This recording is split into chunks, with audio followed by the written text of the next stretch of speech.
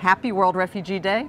Happy World Refugee Day, all. This is the day that we, not just UNHCR, but communities, civil society, cities around the world celebrate refugees, celebrate the contribution of refugees.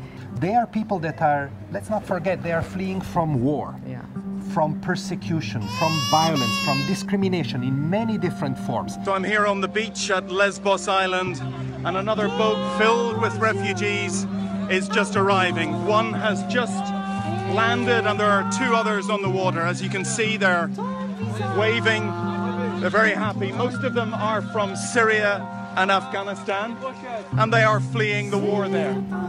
To give them protection, this is what refugee work is about. To give them protection, to give them asylum, to give them refuge is really a value that is shared by all cultures in the world. And it is enshrined in international law, so we have an obligation to do it.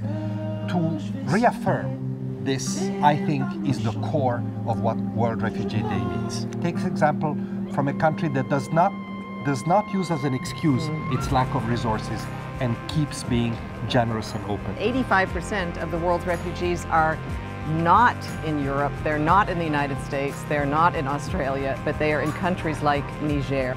85% of the 68 million people that are displaced and refugees around the world, 85% are in countries that need help.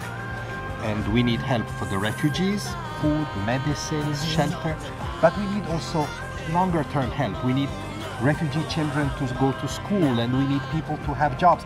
And communities hosting them, particularly in places like Niger, where hospitality is so generous, those communities also need help. What's needed next is that countries of the world agree to resettle and to take in a share of these people. How is that going? My appeal is to resettlement countries, to resettlement governments, accelerate those procedures. Offer these people a better future through this settlement. Remember, for each person that we manage to help in this manner, there will be one less person trying to cross the sea on dangerous boats in unchecked and risky movements that create so many problems and instability. So many women were either pregnant or had small babies, and unfortunately, not all, but many of them had been raped along the way.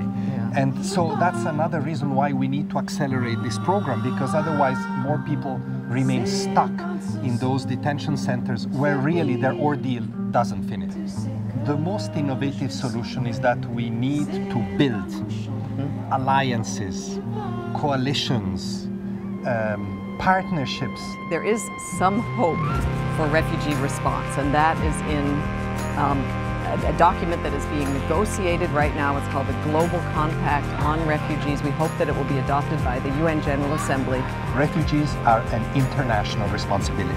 They've lost the protection of their own country, so the whole world should come together and help them. And this is what this document, this pact, Global Compact, wants to achieve. But I think that we should, of course, counter these narratives, explain refugees are people escaping from violence. They don't bring violence, escaping from deprivation, and so deserving of our help. And tell politicians, stop always this negative narrative. Don't be afraid. It's often assumed that the voices of hatred, just because they're louder, are the dominant voices, when actually we do witness, especially also here on World Refugee Day, so many people who really care, who really want to do something. So Happy World Refugee Day. Happy World Refugee Day.